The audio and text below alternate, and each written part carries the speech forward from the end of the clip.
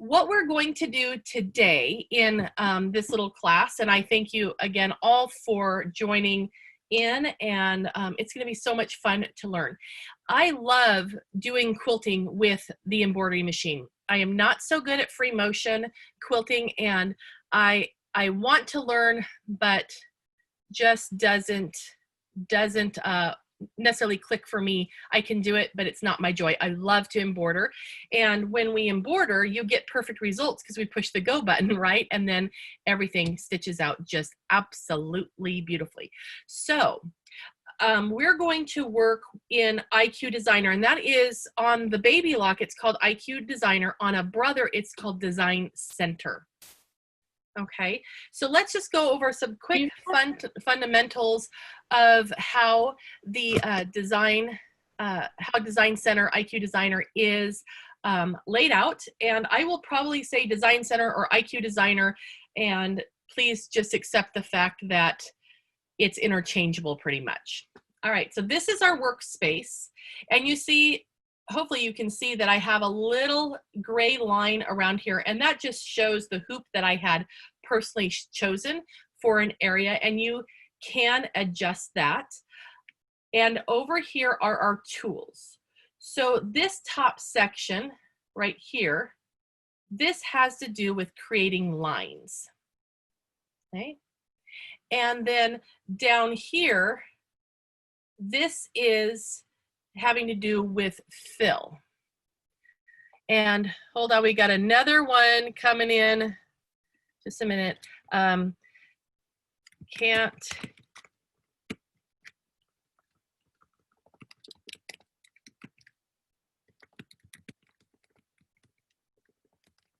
Okay. All right. So that is the areas that deal with lines, and this is what does fill. Now, the line area is where we're going to look at creating our own quilting pattern. And the fill-in area is where we're going to find some fabulous automatic fills and stippling. Okay. Now, there's two different ways to apply your choices. One is to draw a line for a line, and two is to paint an area. So if I use the pencil and I draw, I'm just going to get a line. Okay. If I use the paintbrush, I'm just going to get a swash of paint. It didn't do a whole area. Okay. So if we want to change a line from one style type to another, we would use a paint bucket and pour the new information into what already exists.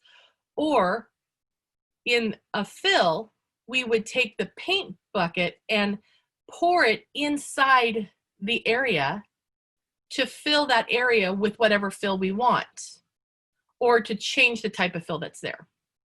Okay, so I hope that makes sense. And again, turn on your microphone and let me know if that does not.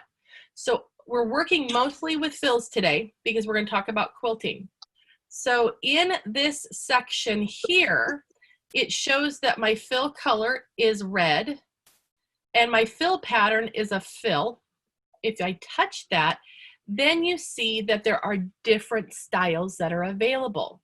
If we want to do stippling, we would touch that, touch OK, and I have my paint bucket, and I would touch the area, and it would fill whatever shape or area, fill it with stippling. Okay, and I'm going to touch next so we can see what happens when we go here. On the Solaris and the Luminaire, you're going to get 100% preview of what that's actually going to look like, and not just an artistic one. Okay, so then over here, and Pam, go ahead and, no, I cannot. Pam is asking if I could make the view bigger. And I tested it yesterday, and it does not, because of the zoom controls that I have on the screen, which you cannot see. So it is the size that it is. So I'm sorry, I can't make that any bigger for you. Okay. You can't, Reva. Yeah. You can on an iPhone, because I just rotated my iPhone vertically and spread your screen to fill my screen. Okay, good. Good. What Pam was asking is that there's space on the right-hand side on my computer that is not filling with these images that I have right here. Gotcha. Well, I cannot change that. So yes, you can rotate your phone, and definitely you can view differently. I have limitations on what I can send you. Gotcha. So, Gotcha.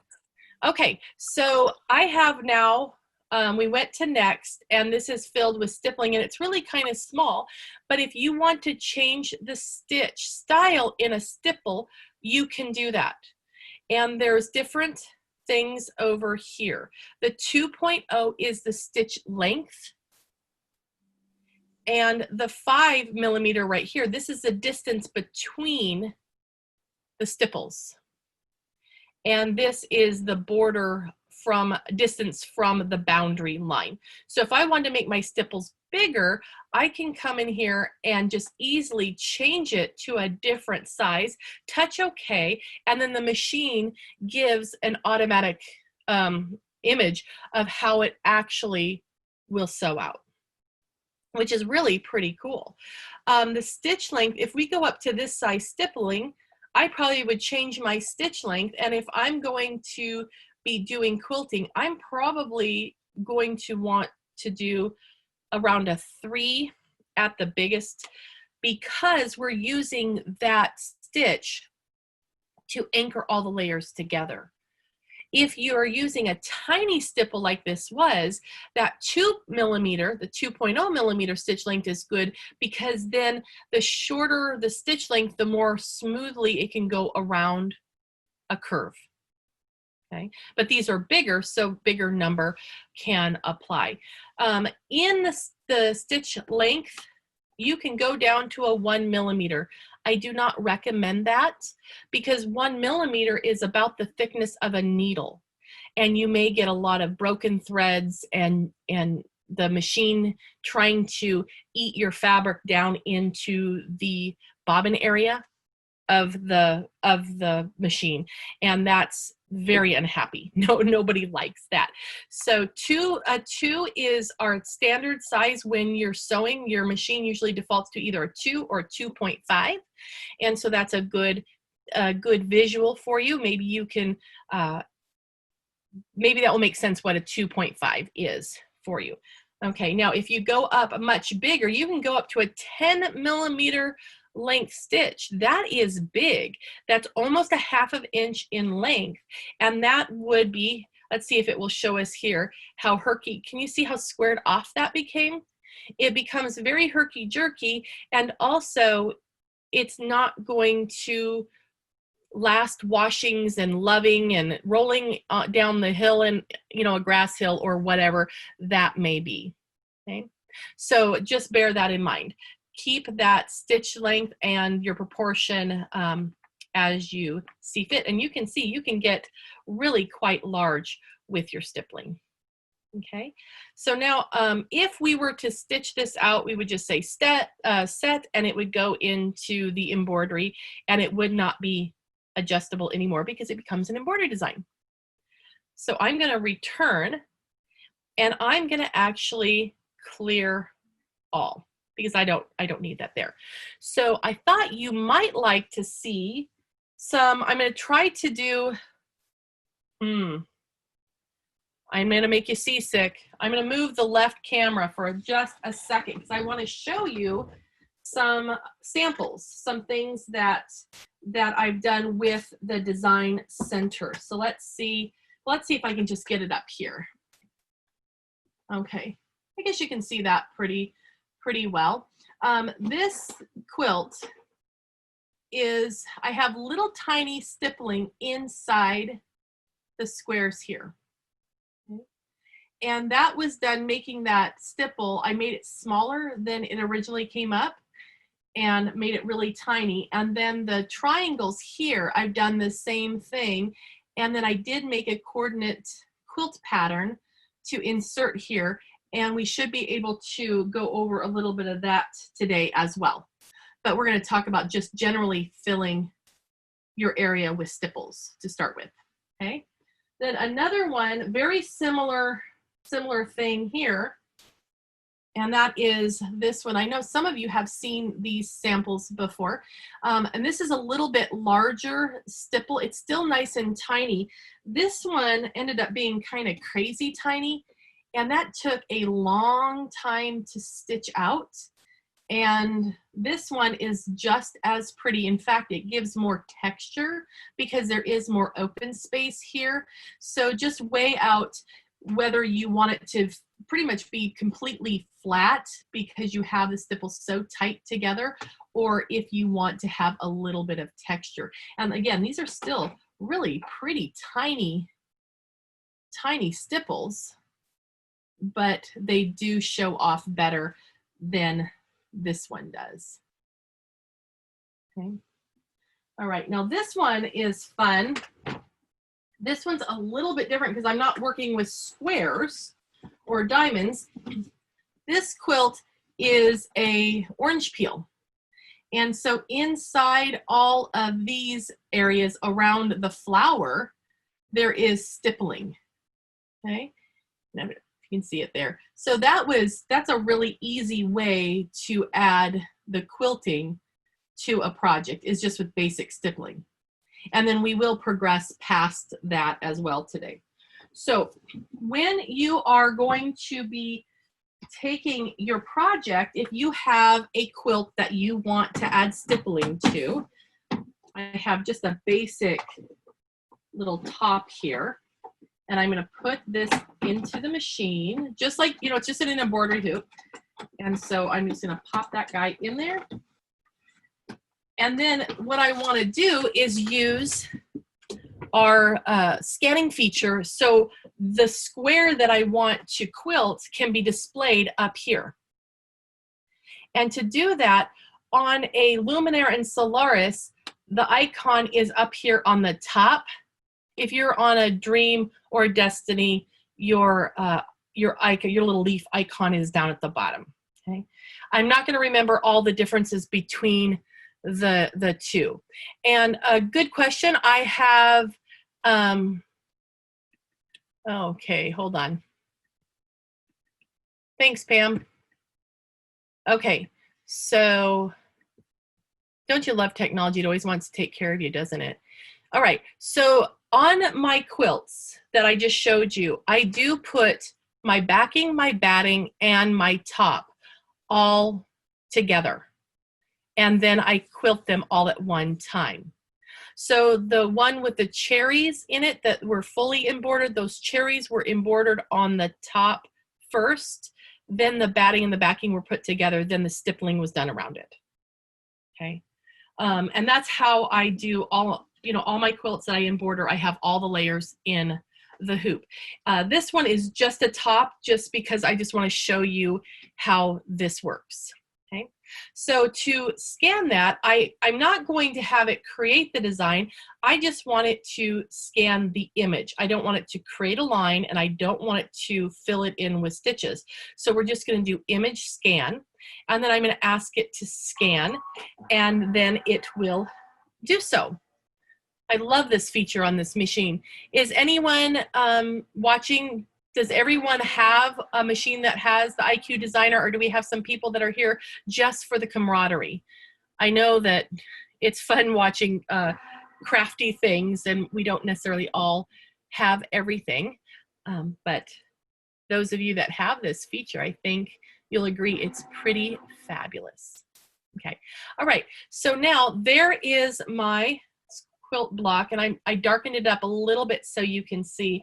And actually, I'm going to zoom in a little bit and see if I can get that. Well, probably not. Okay, it was just a little bit too big. So I want to take this and fill that square with stipples. Okay, so what I'm going to do, you have two options. We can either draw around our shape, which works really good if you have an irregular shape. But if you're starting with something that's pretty square to begin with, we can just use the built-in shapes. Okay? So I'm going to touch that, grab a square. Now you do notice that there's 3 different options here. There's an outline, a fill it in, and an outline with a fill it in. Well, we don't need an outline, so we can just do fill it in, and that works. And then we say, okay, and then we can move this into position. Now, no, you can probably not see it terribly well, but I have a little bit, my square I just drew is a little bit too big. So I'm going to touch size, and I'm going to touch the arrows that go in all 4 directions. I'm going to touch that until my, the one that is closest fits. So my up and down now fit, but my left to right is still too wide. Could it be that I don't have a perfect square? That never happens to anybody, does it? Never. Okay, so now that I've made it a little bit smaller, I just need to reposition and slide it over. So now I have that stipple right where I want it to be. Okay, so now I want to say okay, and I have that there. If I'm happy with stippling, which for the second we're going to be great, I'm ready to go. So all I have to do is touch next. Yes, Judy. No, Judy, no question? Okay.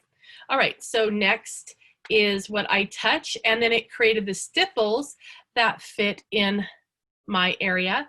And if it's hard to see, I can come over here and change the color, so that way it's a little bit more visible on my pink fabric. And then we can change the spacing, you can change the size, you can do whatever you want to do to it. That's pretty cool. Now, let's say you want to use a different pattern in there. If we touch the menu icon up here that shows the pattern, we can change that pattern even though we had progressed to the next section. And to get a decorative fill, those little the circles there are telling you that that has more shapes. So we can go select, and then on the Solaris and the Luminaire, there are 35 different style fills that we can use. That one's cute, so maybe I want to use that one. And then okay, and it will change the pattern to be however you want it to be. Okay. Now there's other things that you can do in here. This will change the scale or size of the design. You can take this down to be half the original size, so it'll be quite tiny. And just be patient. If you make it really tiny, that means that there are more stitches, so it will take a little bit more time for it to render that information. But if you're working with something that's larger, then you have less stitches, so it doesn't take as long. So you can make this 200% of the original size and down to half the original size. So that's really pretty cool. And that's really a fun little pattern. Now, if you were thinking that this would make a great mermaid tail, which it would, the scales are going the wrong direction. So here we have our angle. So we can touch that, and it will go in increments, 15, then it will go 30, then it goes 45. So it's every 15 degrees for every time you touch that. So if I wanted to go all the way around, I'm going to choose 180 degrees. So 90 made it the 1, and then I'll take it down here and go to 180, and then my scales are going downward. Okay. So that's some fun stuff that you can do. All right, now let's go up and choose a different pattern. And let's just choose this one. All right, now when you choose a new design, it goes back to 100%, the original size, okay? And then you can work with it from there. Okay, Gail, if you have an embroidery design, yes, you can stipple around it, and we are going to do that. Okay, so good question, and that's coming up here in a little bit. So thank you. And then over here, we have this section here. And what this does is this is the outline, and you can have it on or you can have it off. Okay, so let's take a look at off. It's off right now, and I'm going to zoom in on here. And can you see, let me see if I can zoom in. Don't know if I can, hold on. Woohoo, look, I did it. Can you see right here, the edge of my design? There is no, the stitching comes and ends and comes back. There is no line that is running around it. It simply ends. Okay. If you turn the outline on, then you're going to get a running line that goes around the perimeter as well. Did you see that difference? So that depends on what you want to do. If you're going to use the quilt pattern to also define the boundary of your square, you might want to have on this section on. If you simply want this to be a, if you want it to be, you can't see that all the way, can you? Let me adjust my camera here. Okay.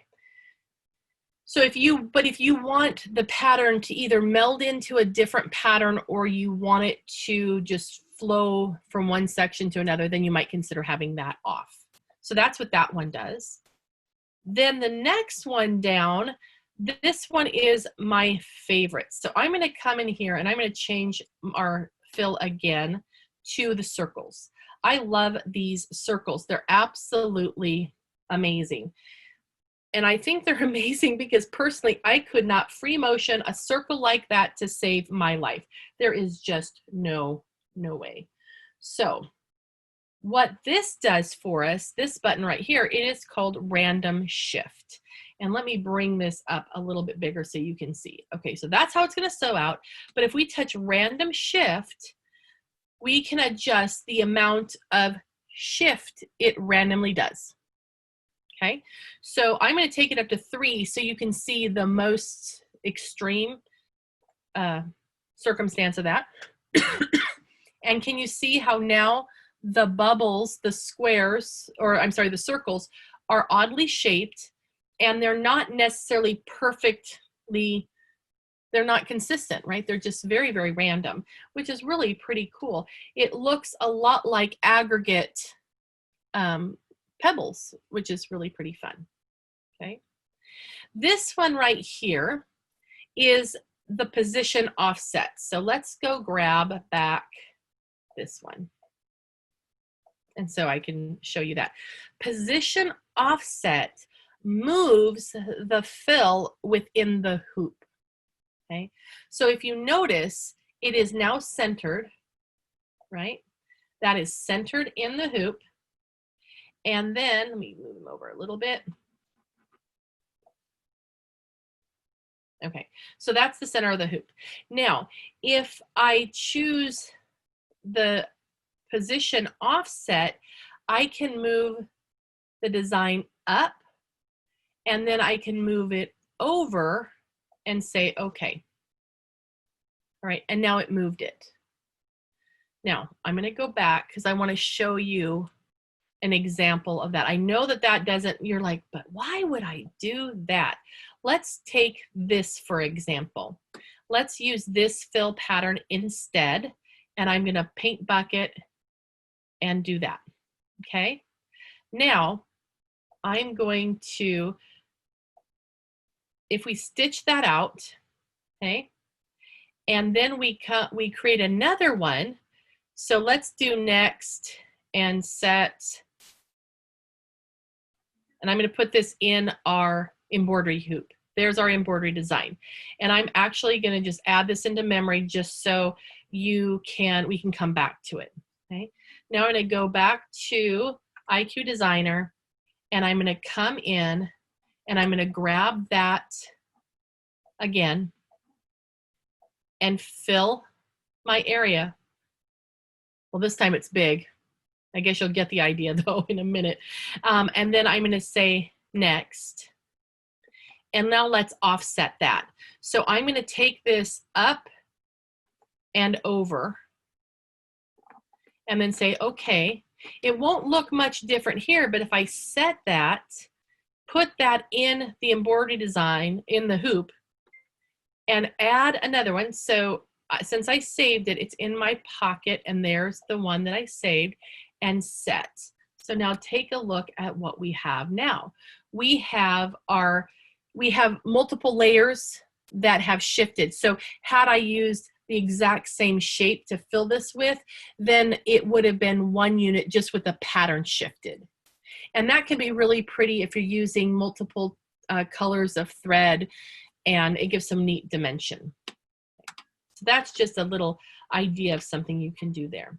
All right, so now let's take a look at a different thing that we can do. Let's say we have that an embroidery design. So a lot of us have created embroidered quilts or quilts that have motifs in them. And it could be as simple as a pieced block and you just want to do a section, or maybe you have an embroidery design in the middle. In order to get the stippling around this, it's actually really pretty easy. We are going to go to our leaf again, and we're going to image scan over and say scan, and it's going to put an image of this quilt block right on to our screen, and we're going to work with the white center of that block. That's what we want to quilt, but not interested in having it run over the top of the embroidery design. And when I'm doing something like this, I generally have the embroidery design stitched out first. Then I have put the quilt together, and I add my batting and my backing to that, and then I do the quilting with the machine.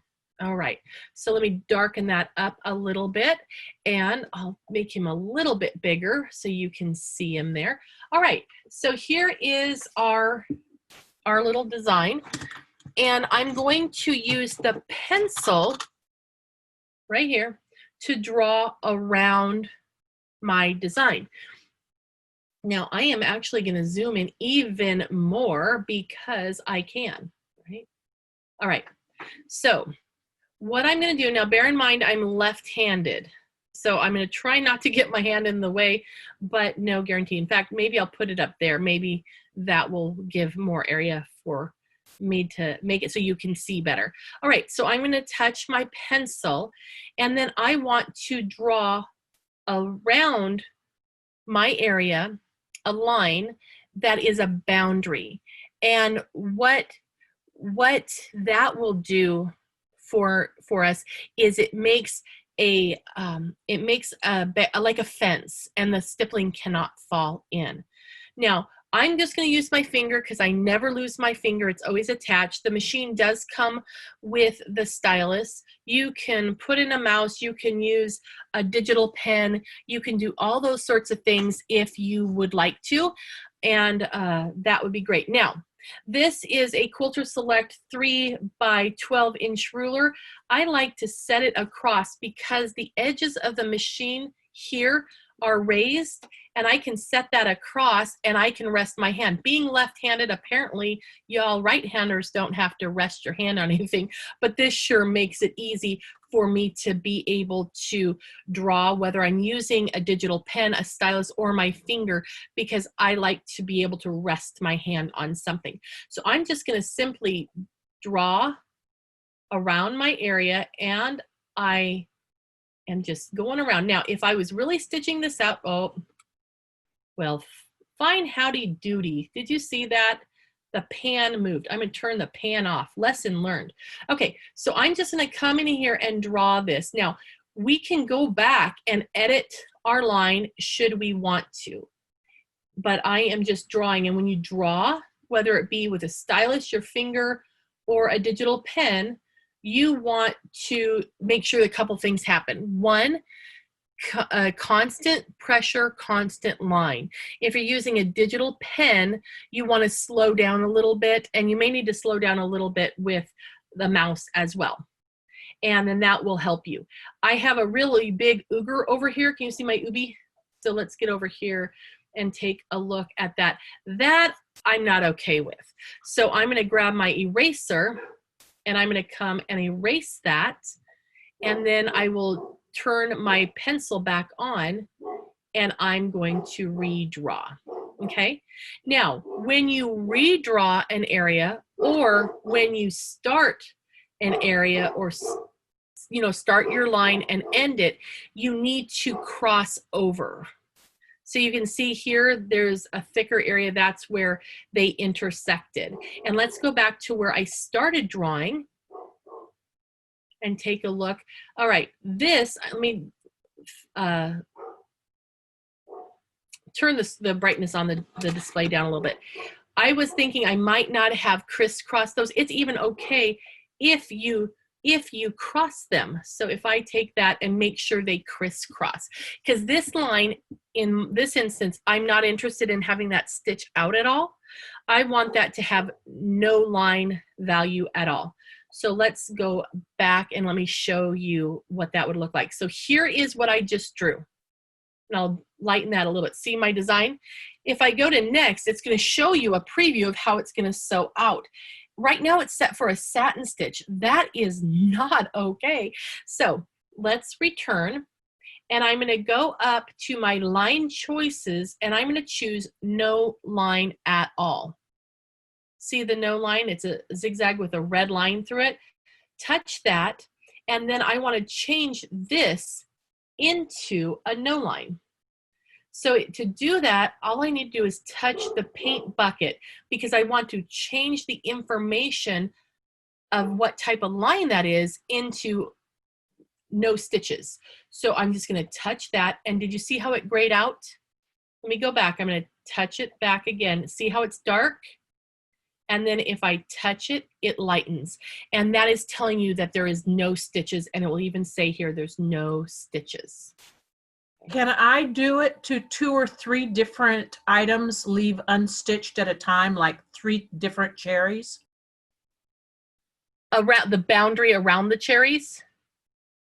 Yes, so it would not stitch 3 different cherries, but would stitch all around them. Absolutely. Absolutely. So if we go back, so I'll undo this and we will come back and do that, Pam. That was a very good question. Juliana, you have your hand up. Do you have a question, my dear?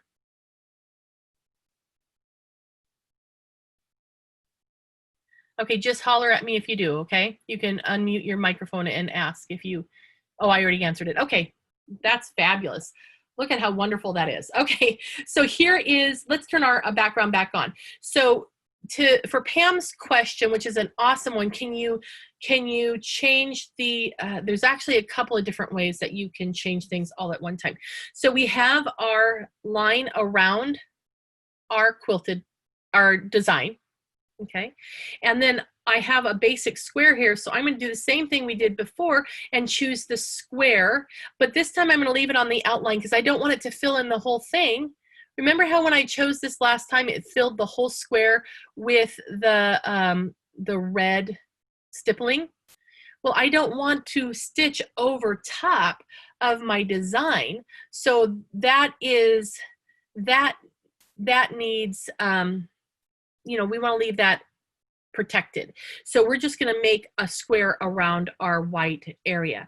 So now here is my square. My square is really big. You can hardly see it here because I'm zoomed in. So I'm going to go to size and I'm going to choose the down size. Now I find it personally much easier to deal with the size and the proportions of my shapes when I first bring it in. Okay, because what happens is when you let go of it, it's just not as easy to grab again. It is still a little bit, it's not quite as intuitive as a computer. So I like to make the size and work with one thing at a time. So now it is too small, so I'm going to make it bigger.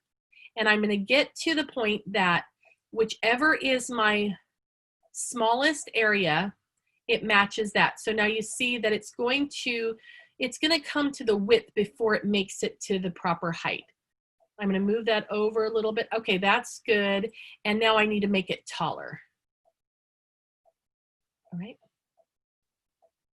And just position it up. So that's good there. Now, if you wanted to, you could have just drawn it in, but my thought is the square's there, why not use it, right? It's easier that way. All right, so now I have, actually, let's go in here. I'm going to put it back. I'm going to put everything back the way it was, so that way we can do what Pam had asked. So now I have 2 items that I do not want to have stitch out. I just want them to be fence lines. So this is, I live in a country, so everything's relating to cows. So if this is my house, or my yard, I have a fence around my house so the cows can't get into the house, but then they have a fence around their pasture so they can't get out, right? So they have to live in here. All right. So it's important that you don't have a hole in your fence, because cows are really hard to get back into the fence if they get out of the fence. I'm just saying. So let's go. We're going to return, and I'm going to simply choose no line at all. And remember, I'm going to use the paint bucket because I'm changing the information. And let's zoom in here. And I'm going to pan up so you can see I have the 2 lines. So I have the line that we drew around our element, and then we have the black line that was our square. And I now have no stitch style chosen, and I'm going to use the paint bucket to apply that information to there and apply that information to there. And now when we go to next, oh, let's get back to a real size. Oh, it won't go next because there's no stitches, so why bother? That's what it's telling me. It keeps, I don't know if you heard the dink dink. All right, so that is how you do it that way. Okay, now I'm gonna undo that because I told you there was more than one way to do this. So I'm going to go over here, and I wanna show you something. So if you've been using your IQ Designer or Design Center for a while, this will make sense to you. If you're new to it, just think about the beautiful weather today and what you're gonna do. I don't wanna overwhelm you with, you don't have to do it this way. A lot of times I find that with new technology or something I'm not used to, I prefer to do it one step at a time so I know that I've done the steps needed and not overwhelm myself with it. So let's go to make sure I have that satin stitch chosen. Okay, I'm just gonna make sure that we got satin on both of them. And now let's go next. So now this is what we have. We have the stitch style here, the width and how dense it is what's showing. And it is showing you the information based on the element that is chosen. So if you take a look, there's a red box around my frame. And let's make that, I'm going to make that really wide so that way you can see there's a difference between the 2 items. Okay, so that is that one. If I want to work just with the inner shape we drew or a different element, I can use my left and right arrow to go to the next item in the sequence, and that happens to be this satin stitch, and then maybe I can make that narrower. Not that you should, because that's really tiny for a satin stitch, but you can work with them here independently, or if you want to make them the same, you click on link and it finds like items.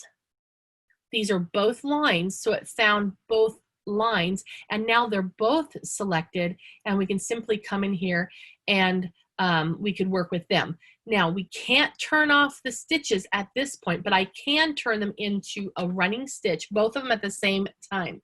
The reason I can't get rid of the stitches is because we're in the stitch preview, and so there has to be stitches to preview. Okay, but Pam, I hope that helped with knowing how to do multiple things. Okay, so I am going to come in here and I want to turn off my stitches. I'm going to, well, let me show you one thing real quick. Let's say I do want a satin stitch, and I'm going to change my color to red. If I forgot to turn on my my paint bucket and I just have a pencil and I went to touch, I'm drawing a new line. Okay, so that's why it's important to use your paint bucket if you're going to change information. Okay, so I've got my paint bucket. I'm going to come in here and choose no line at all, and I'm going to gray that out and gray that out. Now we have no line, but we do have a fence around our house and one around the yard. Okay, so now let's fill our area in here with our design or our pattern. So for this, since it's a fairly small area, I might choose something that has a smaller scale to it, or that would look good as a smaller scale. I'm going to use my paint bucket, because if I use the paint brush, I brush just that little tiny section. If we use the paint bucket, we do the whole thing. Okay. And then when you say next, then you have your tools that you can do adjustments, you can do other things like that.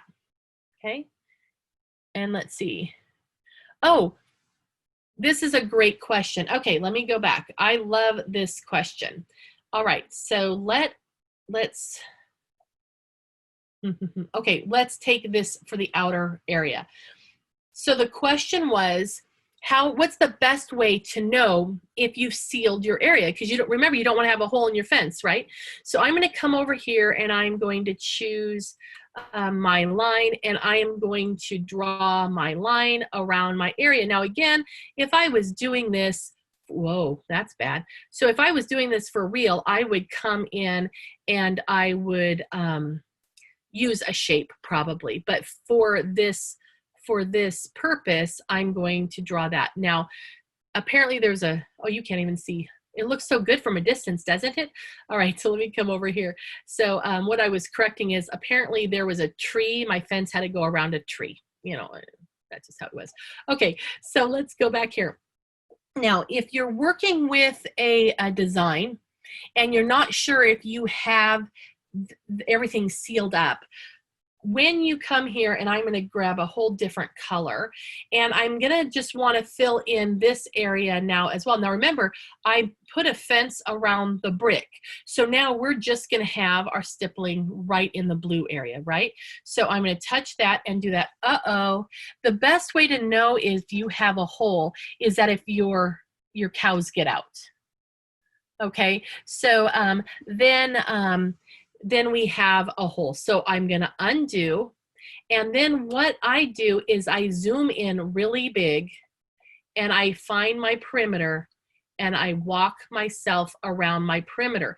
Now, I didn't raise my hand up over here at all. So I'm actually going to come over to this side because I know where I had erased and I started again, but that is sealed up. So we go back up to the start of my fence and the end of my fence, and that's where my hole is. So I would just get my pencil and I would just close my fence. Okay. All right, now let's see. Tracy says, when you put the swipe, then the bucket, are both actually going to be created, or does the swipe go away? Oh, when I did the blob, let's find out, Tracy. It should, oh, I erased it, didn't I? Okay, so let's just do it real quick. So what she's asking is, when I accidentally painted an item and then I went back and I paint bucketed it, do I have a double layer?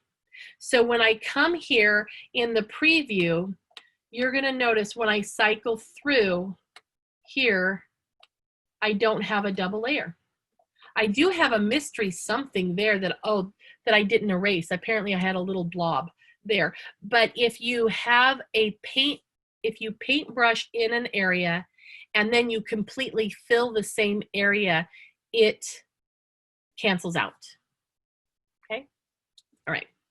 All right, so that was pretty cool, right? And that's really not hard. Yes, Miss Juliana, you have a question. Yes, I'm trying to see if I can you hear me? I can. Okay, good.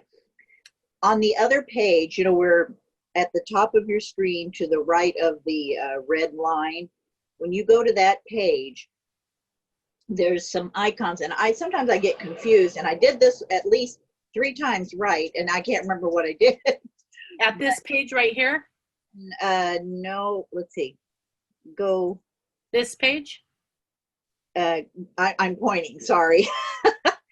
The page where it has all the colors on it. Yeah, there you go. See at the top left, there's a circle. There's a pencil with an open circle and a closed circle. I was doing one of those lotus quilts, and I was tracing it around, and in fact I was in the shop with Michelle, and we did it, and then we couldn't remember how we did it, and then I did it at home and couldn't remember. But there's a way where you can kind of trace the outside, and it kind of like almost snaps to points. Like. Correct. Can you? Correct. Are you going to go over that? No, we can. So let me go clean the screen. I'm going to clear all so we have a clean Thank screen. you. And I'm going to do it in the fill. Okay, so what we have here, what Juliana is talking about is she was quilting an existing quilt, correct, Juliana? Yes. Okay, so when you go to your lines, you have some different properties up here. So the first one is a pencil with a C. And let me see if I can get into here a little bit better. Okay. Sorry if I'm making you seasick. I'm not trying to. I want to share. Okay, so this is draw a line. So let's go back and now we'll draw a line. So if I draw a line, that's what I get. Okay. Now let's go back again. This one is a C but has a dotted line. And what that means is it's going to close the shape for me. And so now that goes back to if you want to make sure that you don't have a hole in your fence, you can use your snap, that second icon. And what it does is when I dry that, see it has that line that's attached to it. And then when I let go, that line automatically closed my shape. Okay. Get that over there a little bit. All right. See how it did that? I'll do it again. So if you do, see how it has that line attached to it? So it's always going to close your shape. All right. So if you're going around a quilt block that may have some shape to it, you could do that. And I'll just scan real quick again. Remember how I said that I'm kind of a 1, 2, 3 process person. I like to have everything kind of in the same order and do it kind of the simple way, because then I tend to not forget. And I personally find that little string a little distracting, but it would save a lot of time if you have a hole in your pool and you don't realize it. So if you're using that to trace, and we're going to use that one to trace around our little center guy here. So if we're going to use that to trace, then I don't have to come in, and I never have to look at my start or my end if I have a hole, because I know there can never be a hole in my fence there because it's always closed. So if I have to come in and fix an area and I end up with a hole, in my bucket, I need to look at that. Now, notice I didn't change my tool, so now I have 2 different areas, so that doesn't work. So I need to come in and change back to my regular line. Reva, you just answered the question why I was confused. That's exactly what I did, and I couldn't figure out why it didn't like snap to points. Oh, because you had a hole, because you fixed your fence. Yeah. Yeah. I go, it's supposed to seal it, so thank you. And it is very, very, very hard to see sometimes because of how tiny. So if you look at the pixels, how they look like a stair step, if the corners are not touching on your stair step, that means there's a hole. And it can be ever so minute of a size. So once you've looked and you've looked at everything and you still have a hole in your bucket, then that could be why. Okay, the other pieces, let's get back to a regular size. Okay, that he's all empty now. Now, if we choose our line here, when we draw a line, it is just a straight 2-point line that we can change the angle of. Okay. Whereas if we choose the lightning bolt, it's a multi-positionable line. See, every time you let go, it's a point. All right. So then you end up with a zigzag, which is kind of like a snap to point thing as well. Trudy, do you have a question? No, I don't. Okay. That was in the beginning. I just said I was saying. Okay. Okay. Very good. Want to make sure I'm not leaving anybody else. Oh, No, did thank my you. screen just go away? How rude. How rude. Let's see if I can get that back again. I guess there's a time limit on that particular thing, huh? Let's see if we can start it going again. This is Gail. Is there can you bring, in other words, if you have an embroidered item, but you have a pattern, like one of the Disney characters, let's say, that you want to put something around, before you embroider it, is it possible to bring that in to the design center? Yes. Let me show you. So if I understand, just to make sure I'm understanding what you're asking, is that if you have a design, can you mimic that shape without having to trace it? Is that what you're asking, Gail? Right. In other Okay. words, you're actually bringing in a design, but you haven't embroidered it yet. Absolutely. Let me show you that. I hope that interests everybody else, because this is really an awesome feature. So I'm just going to touch, I guess I got to scroll out. You can't see it. Okay. All right. So there is, I'm going to touch my home button to clear everything off. Okay, now, since we're going where we're going, I'm going to show you some extra stuff. So extra credit, we're going to do some fun stuff over in embroidery. Okay, so we'll go get a design, and let's just actually return exclusive. Exclusive seems like such a big thing, but there's actually some good smaller size designs in here as well. And apparently not in that one. Not what I'm looking for. Do you ever do that where you're looking for something specific and then you can't find it? Oh, he's cute. We're going to do the little octopus. And Gail, I'd love to show you Mickey Mouse, but this is a baby lock machine and it doesn't play with Mickey. So we're going to do Mikey the octopus. Okay. So if we're in here and we're ready to stitch him out, you touch edit, and then there is a stippling button down here. Okay, can you see the little button? Hopefully you can.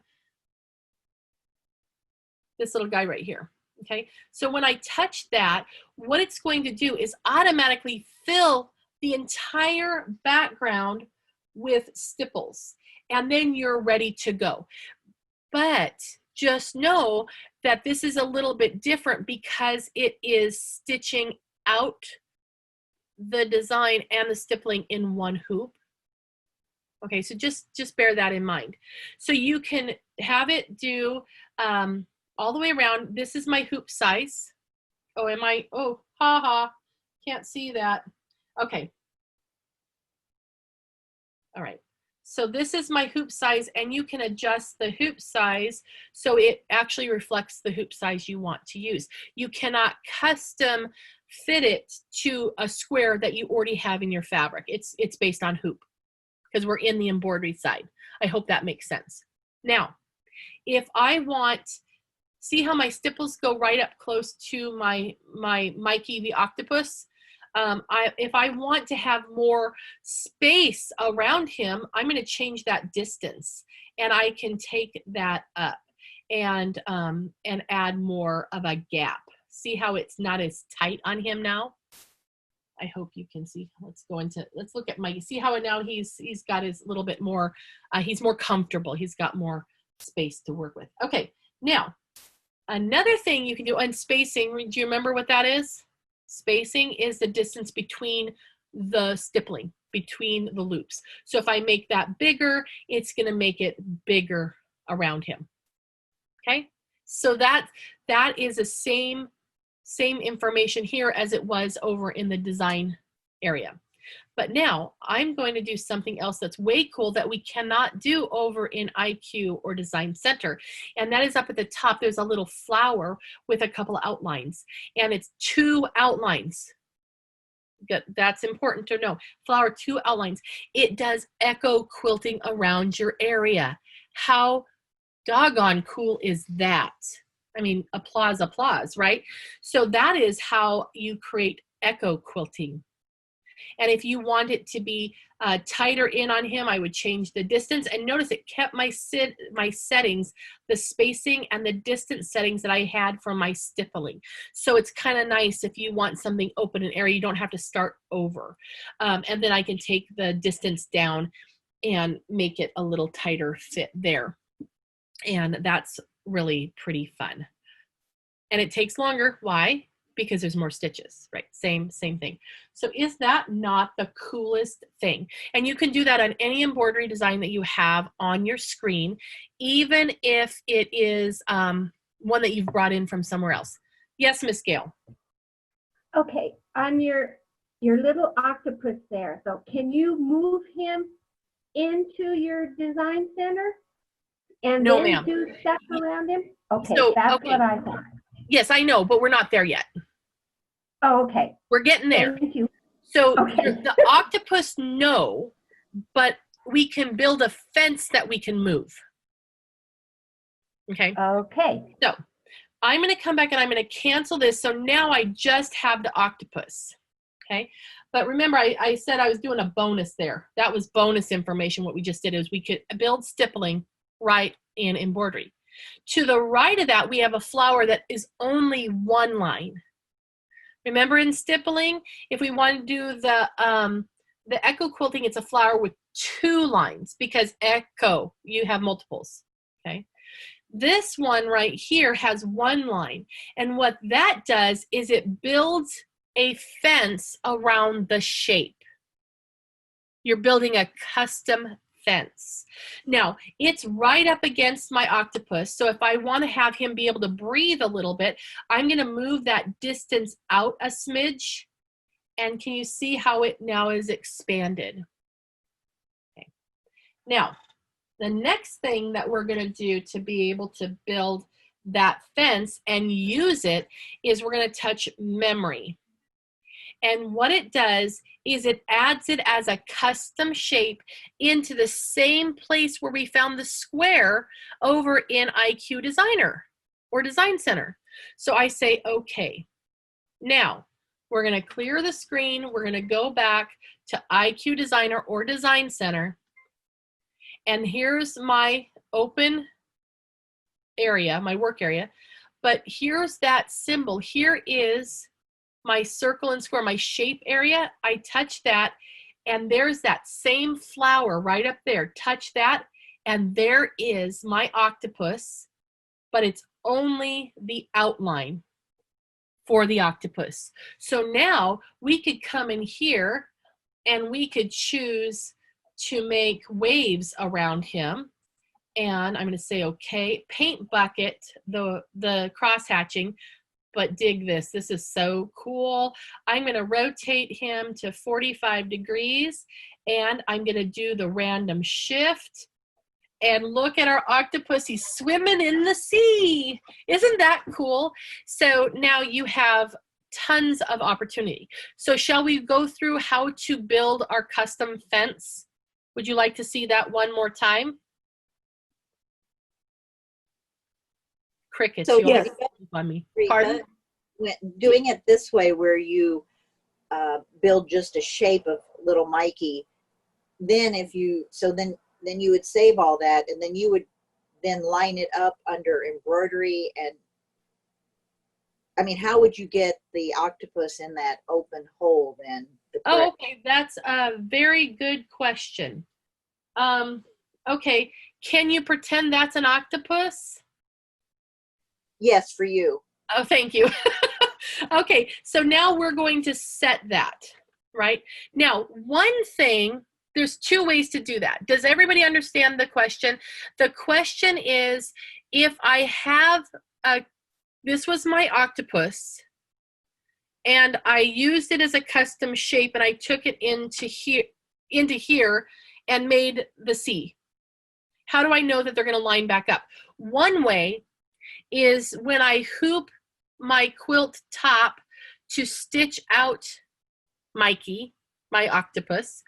I'm stitching it, and I use probably no-show mesh along with my fabric, because no-show mesh in the quilt stays soft. And then embroider Mikey out. Do not take it out of the hoop, okay? Don't take the fabric out of the hoop, but then put your batting and your backing behind it and baste it into place, and then stitch. And you didn't move Mikey, so therefore Mikey and everything should line up perfect, right? Okay, there's that way. But now let's look at a different way of doing this. So if you have so this is specific to the machines with the camera. So there's a couple of different ways we can do that. One is when we're over here in embroidery, I want to touch the little camera. And the camera is going to activate, and it's going to take a picture of what's in the hoop and display it up on the screen underneath my design. And then I can see if Mikey is in the right place. So you can see if Mikey were really here, it would line up because the void is there for Mikey. And if it's not quite right, then I can shift things, okay? So hopefully that makes sense. Now let me turn off my background, and I'm going to zoom back out, and I want to caution you to something. I said you could shift it. However, we made this fill-in exactly the size of the hoop. I can't shift it anywhere. So if you're making a design that you want to add to, consider making it a little bit smaller than your hoop size, at least, or try to line it up with the fabric area, so that way you can shift it. Because if you've eaten your Thanksgiving dinner and your pants are completely tight, you can't get any more pie down, you know what I mean. Okay, so now let's talk about the other way that we can do this. So if I'm going to go over to embroidery, change to a larger frame. Oh, look at that, it hates me. Okay, well, we're just going to make it smaller, and we're going to pretend. So Mikey's not going to fit very well now, but hey, I'm going to get it. Okay, yeah. You know, if you hit the wrong button, guess what happens? You get what you don't want. That's just the way it is. Okay, so there's my little guy, and oh man, I don't think I'm gonna have to start over. Okay, all right. So let's see, what can I do? All right, back we go. We're going to go back to IQ Designer. It didn't take but a second, right, to choose that. So I am going to grab a square first and size that a little bit. And then we're going to put Mikey back in the middle of it. So again, Mikey is found here, and we will go back through making a new one here in a second. So there's Mikey, and I need to put my fill pattern in. Okay, so there's Mikey, he's all good, and then we'll set him. All right, so remember we used the camera for the one, and when we go to embroidery, Seriously? Oh, yeah. Guess what I did there? I changed that based on the square that was there, not the actual. You got to look at the actual measurement of the hoop you have on the machine. Just saying, it makes a difference. Okay, so now here we have our little party hat. If you touch the party hat, then it's going to turn on the projector, and then you're going to be able to see that your design is in the right place. And let me see if I can zoom in on that and see if you can see. Can you see the stitches displayed there? So then you're going to know for sure that it's going to be in the right spot. Okay, so that is the So Reva, yes, when you use the cone of knowledge, I can never remember what it's called. That thing. party hat. Yeah, that thing. Once, if you do that and you go, gosh, it's a little bit off, are you able at that point to move, you know, like adjust a little? Yes, absolutely. Okay. So if I found that, you know, Mikey's leg was not quite in the right spot, I didn't get it hooped up just right, I do have the move features right here, and we can simply move the design over. But bear in mind, that depends on the hoop you have on, Yeah. and the size of the design, how much you're able to do that. Okay. That Okay. clears a lot of things up. Thank you. And then one other thing just to bring up, if I scan the background, you're going to see it here, right? The camera will put the image right on the screen, and then you can refer to that. But sometimes there's a little bit of difference between what you see here and what is actually here. So using the two of them in conjunction is not a bad thing, because then you can get a good idea of where it's positioning, especially if you've had a quilt top that you've embroidered and then you want to do the quilting and it's all together. You may need to fine tune in several different ways. So having both of them here is going to be a little bit faster for you. Okay. Maybe I missed it, but if you were doing this and you didn't want that background to be the hoop size, can you make like a 4x4 square, let's say, or whatever? Okay, so if we take, yeah, let's do this. Let's go back to a plain old square. How about that? Would that be helpful? So you remember our magenta square? Let's say that's where we wanted to put our pattern.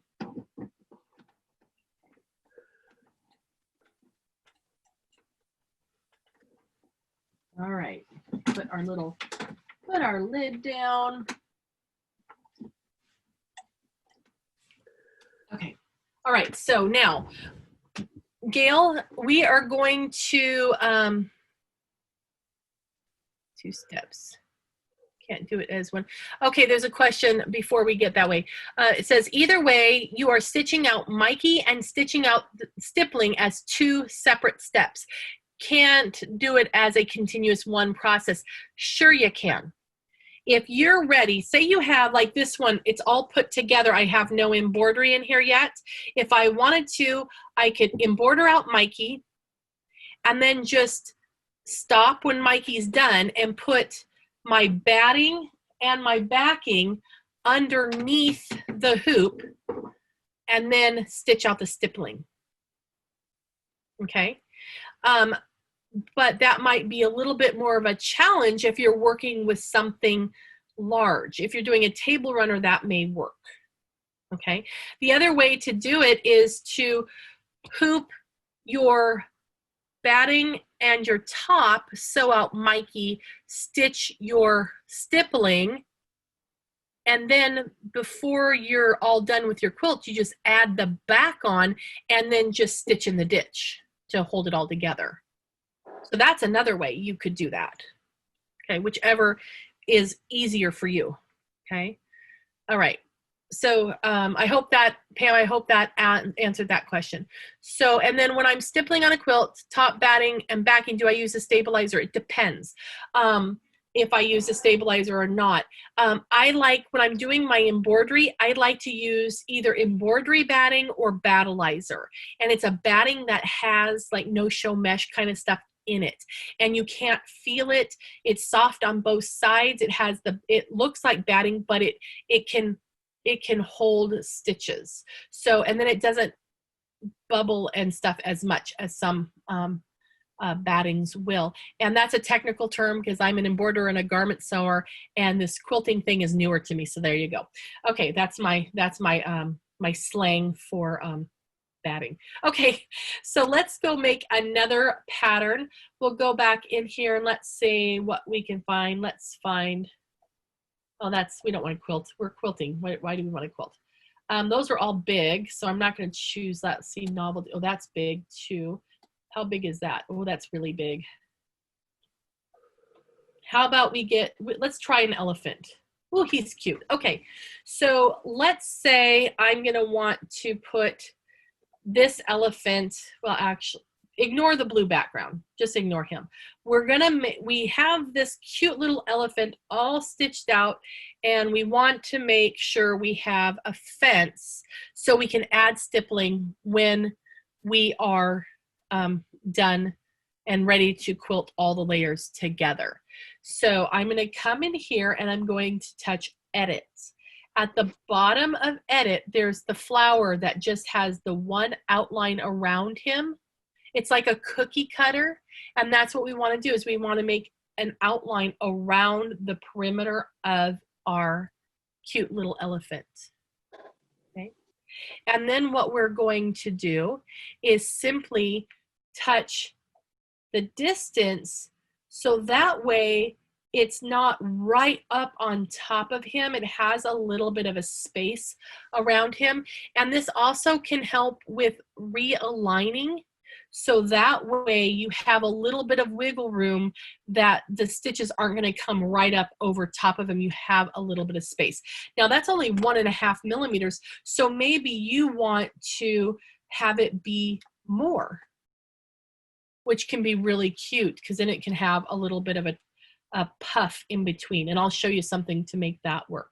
So now I'm going to touch memory, and it automatically puts it into our pattern area in IQ Designer or Design Center.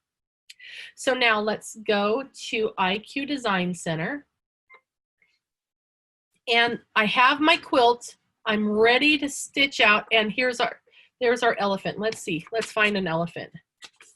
We have an elephant in the room. Here's my elephant.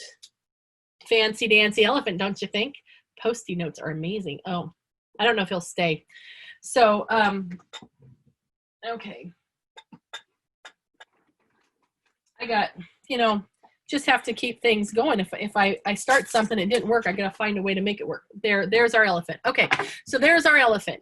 Now, I want him to sit in this block because that's where I stitched him. He's right here.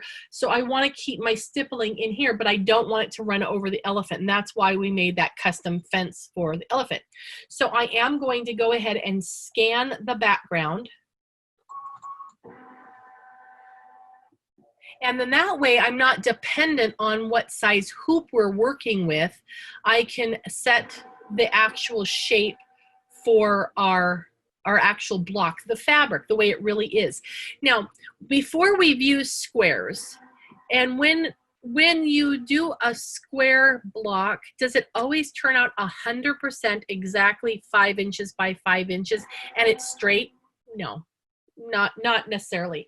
So what we can do, this is another reason why drawing your own line may come in handy, because if it were crooked, you could draw a crooked line. So we'll just go over here and we're going to trace our edges, and I got to make sure I close my fence. Let's look at that. I'm not confident my fence got closed. Let's come take a look. Oh, I closed my fence. All is good. All right.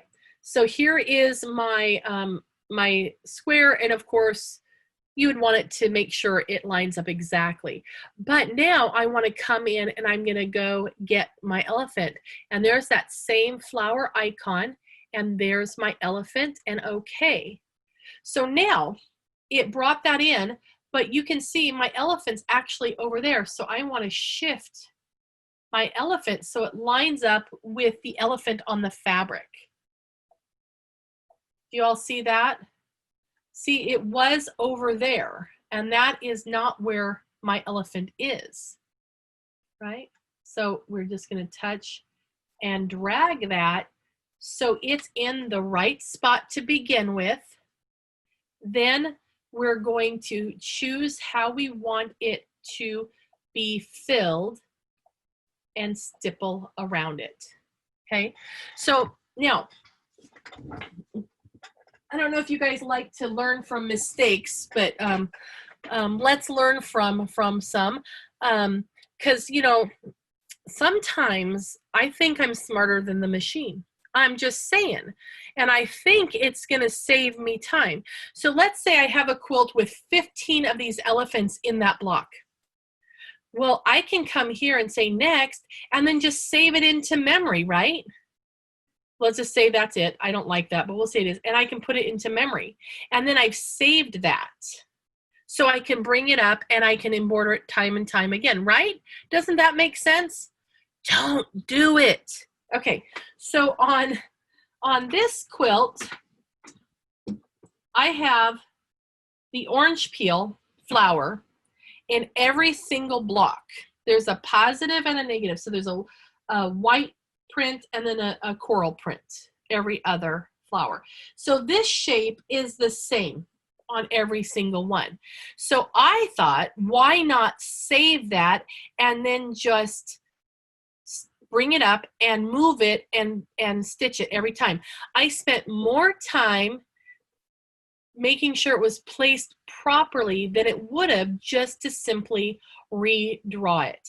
Now this has 3 times 3, there's 9 blocks on this one. So guess when I got smart enough to figure that business out? Probably on 7, right? On block 7. So I was stubborn and I tried to make that fit on every one. Now in theory, it works, right? Because you have the same size block, it has the same elements, but the reality is that I sneezed here, the phone rang over here when I was stitching this, so nothing is 100% perfect because there's one constant in my quilt, and that's me, and I'm not necessarily 100% consistent, right? So, fabric has movement, and it can stretch, it can pull. I can make less than a quarter inch. I can make a little bit more than a quarter inch seam allowance. So there is a little bit of variety in there. Okay, so just take that for what it's worth for how quickly it took us to be able to come in here and then just scan our block and just have it appear on the screen for us, and then either find a shape or draw around the shape. It is so fast and easy to get from there to stitching. And when you're doing it multiple times, once you do it 2 or 3 times, it will feel so comfortable to you and it won't take much time. Now, you notice I'm using the 9.5 by 9.5 inch hoop here. One reason is that if I was using the big hoop, the really long one, it would take longer to scan, and I'm only interested in this square. So use the smallest hoop possible for the block that you're working with. So a hoop that would actually be better for this particular one is an 8 by 8 because it would just be that much smaller, so it actually would scan faster. So again, I got my my pencil chosen, and I can just draw around, or I could bring in a square, and I'm going to turn that into a no-sew line. I'm going to go grab my elephant. I'm going to move my elephant to where he fits over. And notice, if I need to rotate, I can rotate him too. So I know that I'm getting it positioned just absolutely perfect. And then we can grab our stipples, find a color we can see. And then there, you're ready to sew it out. Okay, let me go turn off my background so it's not in our way. Okay, so now it's ready to sew out. So how fast was that to go from scan to creating a stipple design? It's so fast. So once you get used to it, it will take you longer the first couple times you try it, because it takes me longer if I haven't done it for a minute, or if I, the first time I was learning the machine, it definitely took me longer. Okay.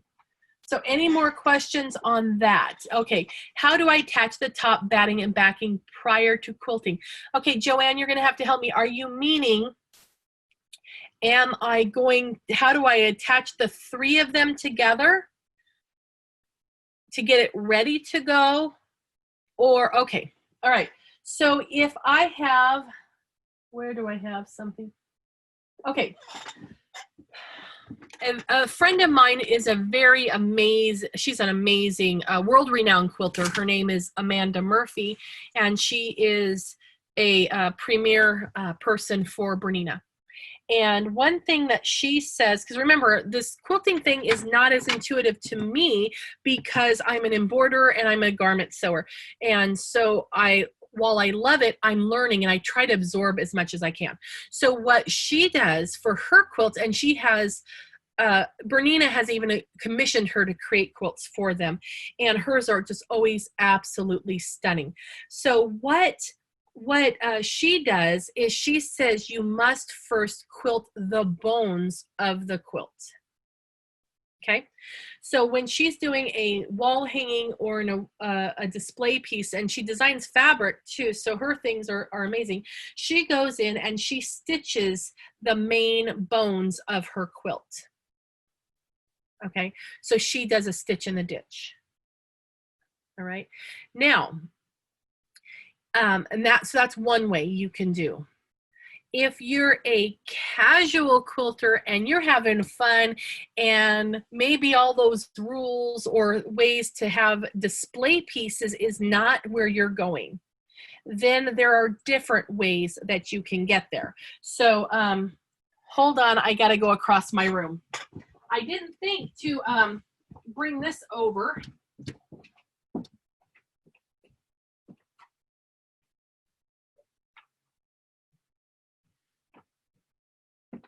All right. If I thought you were going to ask that, I would have brought it. So what I do when I am getting a piece ready that I want to quilt, and I don't want the layers to shift and fall apart, what I do is I use this. It's called Free Fuse. It's from Quilter Select, and it is just a granule. In fact, let me take my Post-it notes, and I'm going to show you how you just lightly salt. So I'm going to put more on than you would need, so you can hopefully see it. Okay, that's way more than I need for this little area. But can you see?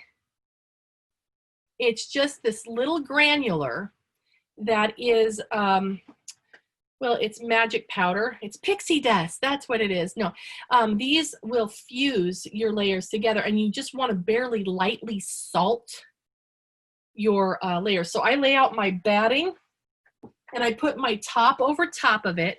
Then I lightly sprinkle my Free Fuse over that, and then I iron it with a dry iron based on, the instructions. And then you don't even have to do it really, really high heat or anything, and it will fuse those granules. And this is different than the stuff that we've had for years that was a powder that you could repair fabric and stuff with. And what that does is that can be kind of shiny and it can be hard. This you can actually stitch through, and you're using such a little bit that you don't need it doesn't, you don't even feel it in there. And what I try to do is I try to keep the powder well within the edges of the batting and the top. So if I haven't over salted, then I don't need a press cloth because I have the my quilt top over it. But if I do overspill, then I do want to use a press cloth or a pressing sheet or something like that. Question was, why do I like this more than a spray? Because the spray goes everywhere. And if you ever spray near your machine, it actually gets into your machine. It's bad, bad news. Also, I don't want to breathe that in. You know, our lungs are kind of important. And this seems to go a very long way. There's no odor. And a spray a lot of times will gum up your needle. And some of them will dissipate over time. So if you spray based, and I have sprays too, but I just really don't use them anymore. But if you spray base with some sprays and you don't quilt it right away, after a little bit of time, the adhesive goes away, which is a positive, but it's not if you didn't do it already. This is permanent, but it is, it's not, it won't wash out, but it doesn't gum up, and it doesn't seal it together like glue. So you won't find goopy stuff coming through the layers of your fabric. So anyway, so I really like this stuff a lot. And then I can get things prepared. Let's see what I was working on a couple things. So let me see if I can get him. So this is something that I have. It's a really cute, I guess over here, maybe a little bit better. That is a little panel, and I have used free fuse to get the batting, the backing, and the top all together. So now I can slip this into a hoop, and then I can do my quilting on him. Okay, one thing I want to show you really quick before we move on to the next thing is I mentioned that giving that little bit of extra space around our elephant could be fun. So here I'm going to have, I'm going to let him stitch out, but I want it to be a straight stitch. Okay, and then we will do our quilting around that. So what you're going to find is that it is going to give a buffer between the two. Okay, hey, it didn't do it. I had nothing on. Oh, you know what? This machine is so smart. You know what it did? Exactly what I told it to do. I changed it to be a straight stitch from nothing, but I didn't touch it and change it. That's what happened. Okay, so now we've got this. There we go. Now when we come here, we're going to have a running line, and then we're going to have the stippling. So when we go to embroider, and let me bring in our elephant just so you can see what I am referring to here. All right. So now when this stitches, it's going to have, there we go. See how there's this gap? That anchor line, you sew that in the same color as the background fabric, and it will hold down the fabric right here just before the stippling. And then this little area here will have a little bit of puff to it. And then that way it kind of has a really neat textural look to it. So it's kind of fun there. All right. All right. So now I mentioned that I wanted to show you how I created that butterfly. Do you remember this runner? And I said I was going to show you how to create a custom quilt pattern to be able to add into your design. So since I like to embroider with the technology that the machines have, I think it's kind of neat to have a quilting pattern that coordinates with the theme of the quilt or the fabric that's on the quilt. Not all quilts are great to use with a feather or something like that. So what I did is I took the fabric and I actually scanned the fabric and drew the outline of the fabric, and it created the pattern. And so this is just a larger one, but the same idea that I used on that quilt. So if this is my fabric, And you can hoop it or, you know, whatever you want to do there. But we'll go into IQ Designer, and I'm just going to image scan. I just want to get a picture of what's in the background. And then we're going to be able to draw our own shape based on our fabric. All right, so this is where my little ruler comes in handy. Because I'm definitely going to be drawing a little bit more than just a simple little flower or whatnot. So I want to have my support. I'm going to make it a little bit darker. Let's make it bigger. Not that big. There we go. All right, so there is my butterfly. And now I'm going to turn that off, and let's turn on our pencil. And then I would simply come in here and trace the shape. Now this doesn't even have to be perfect because I'm not going to actually stitch it right over top of an existing butterfly. I'm making a tone on tone or whatever you want to do there. So there's that. And now I need to have a body. Oop. And then I need an antenna. And of course you take more time when you're doing this at home. And it looks like in the middle here, I think I got all my stuff crossed. I did, but I might want to, since I'm stitching this out, and I'm going to stitch it out with turn all that into a running stitch. Having this overlap of all these stitches can be messy. So I'm going to come in here and use my eraser, and I'm going to make my point smaller. And then I'm going to come in here and just erase. Whoops, I went too far. Undo. My eraser was too big. All right, so now when I do this, I'm going to use my finger touch, and then I'm going to approach that line and get rid of it. So just taking your time. And since I'm not filling this in, I don't care if there's a hole in my bucket, right? I don't care that there's a gap right there. It's not going to matter. I just don't want to get so close that I erase something completely. Okay, so then if I'm happy with that, then I'm going to come in here and I want to turn this into, and I would probably go in and fix that little bit there. I'm going to come in and choose just a running stitch or a triple stitch. A triple stitch is kind of nice. It gives a little bit more of a bold look, but it also stitches over itself a few times. So then what it's going to do is lock the stitches in with each other. And then I want to use my paintbrush or paint bucket, sorry, to apply that to that.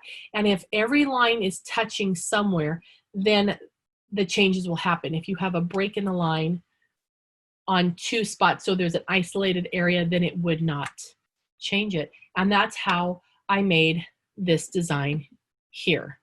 So really quite easy to do, to make a custom one. Okay. Oh, so Patrice, I like your question. And the question is, what do we recommend for cleaning sticky goop off of embroidery frames? Are you talking about if you've used adhesive sprays and they're all icky? Or are you talking about if you use like the pink embroidery tape and there's residue? So let me know what you're thinking. That would actually both. I am shifting out how I do my sticky stuff. And so initially it would be like the, I have materials that are 25-year-old, so old sulky stuff, you know. Okay. Well, if you have sticky back, and now I use the cool tape, so. Yeah. Okay. So I have heard in the past, I have not heard this lately, that you need to be careful with what you clean your hoops with, because the chemicals that you clean the hoops with can make the hoop brittle and it can break. That's what I've heard in the past. And since I've never been an over sprayer, I'm a hooper. I hoop just about everything. I rarely use stickies or sprays to embroider. So my hoops have always stayed pretty clean. But I have used like tapes and things like that in special situations. So if I do have some sort of goopy goop on something, I will use rubbing alcohol. And I have the little, the little packets that you get at the drugstore that have the little gauze that has the alcohol on it. And I will clean with that. And I know that in the service center, let's see if I can. The service center uses rubbing alcohol. They use Goo Gone, that stuff. And they also use naphtha. Okay. So, and this gets goo off too, but you can, that this lasts forever. I've had this bottle for years. So Right. that I also use to clean my needles should they get gummy because something I'm doing. And then I'll just take the naphtha or the rubbing alcohol and I get that off. That's cool. They're not horrible, but I want to repent and redeem. So Well, that is lovely. It's good to have a repentant soul, it makes life happy. So, all right. So any questions on the stuff that we've covered so far? We have actually, Carol, funny you should ask. Oh, she says, do I ever use magnetic hoops?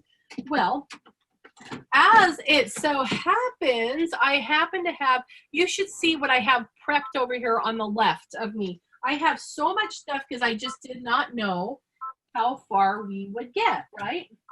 So I have this. This is a monster hoop, and it is a magnetic hoop, okay? Now, what it has the top, which is the magnet part. Then it has this little guy, keep him. He is a little barrier to keep that magnet from keeping you from being able to get your hoops separated.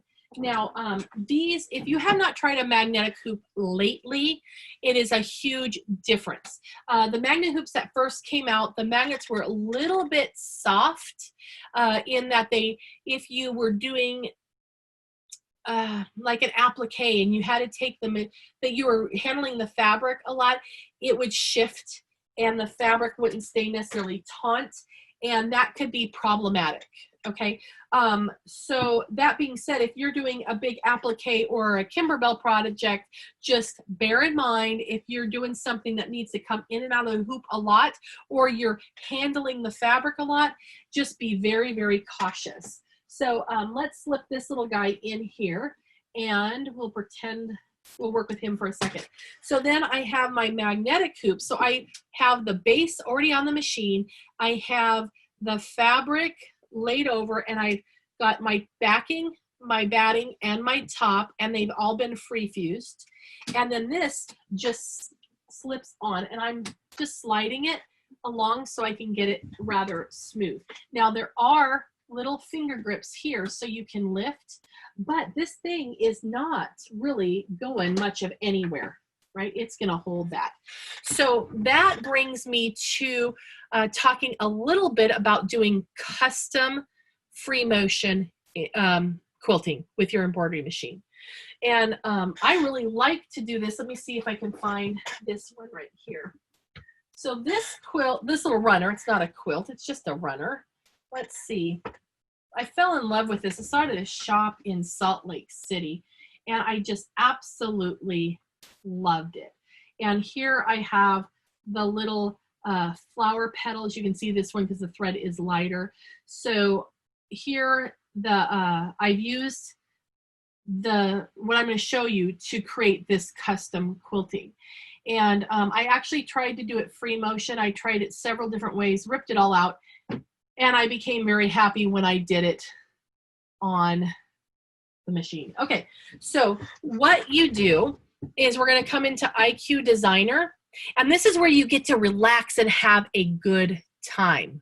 Okay, so again, I'm going to scan the background For doing quilting, I'm pretty much just scanning that image of the background, and I'm not asking it to do anything specific other than that, okay?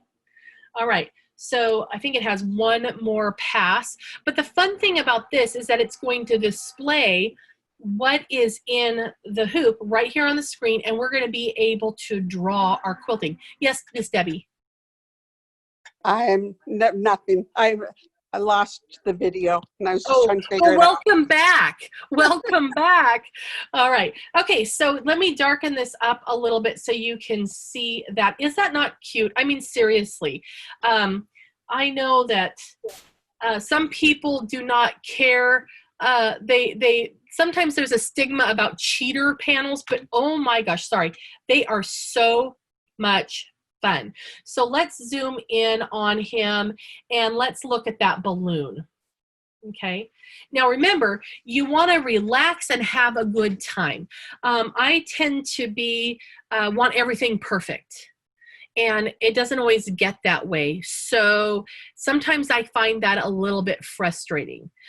But if you start with the thought in mind that you're going to have a good time and enjoy it, and if it's not perfect, that's fine, then you're going to have more fun, okay? So the first thing I want to do is change this from a satin stitch to just a running stitch, okay? I still have black, that's fine, I'll be able to see it. So I'm looking at this, I have my little penguin and he's sitting in the basket. That's so cute. Okay, so I've got my pencil on and I am just going to draw, hello, there we go. Oh, you know, do you ever get stumped? I love this. I was like, how come I've drawn 2 lines and I can't see anything? You know why? It's because I've darkened up that the image so you could see it. Let me go back down. Look, now I've got 2 lines right there. So let me undo the 2 of those, and I'm going to leave it pale so we can see both. So I've got my pencil chosen, and I'm going to draw around my balloon. Now, if this was my real, I really wanted to stitch this out, I would go back and probably erase just that portion and straighten out that line, okay? Get it a little bit tighter because it's way away from my balloon. I try not to. My heart wants to start all the way over with things, but if I do that, then I end up just doing it over and over and I'm never happy. So I'm going to just come and grab that line. Oops, still have it on pan. And continue that line and draw it again, okay? And then we can zoom in and we could correct that little spot right here. So let me show you how I do that, just so, because you know everybody has a boo-boo that we're going to have. Okay, so that little guy, I'm not happy with him. I'm just going to take and erase that portion. Then I can take my line and just reconnect. Okay, so again, practice, right? So I am now going to take my balloon and I want to add in these little sections. So I can come in here and just draw this one and then draw that one and then just surround whatever it is you want. And remember, you can always go back and then you can change them. You can even come in here and you can choose to fill them if you want to with your pattern. And that would be kind of fun, right? So let's take it back down and see what else we have. Then we have the cute little, you have the clouds, but let's look at that little bird because he's so cute. So maybe the bird, let's say I want to quilt around him, and maybe I just want to do a general quilt around him, but I want to come and I want to have little flight paths. Maybe he came from down here first. And then so you can quilt any way you want to. There's no rules, right?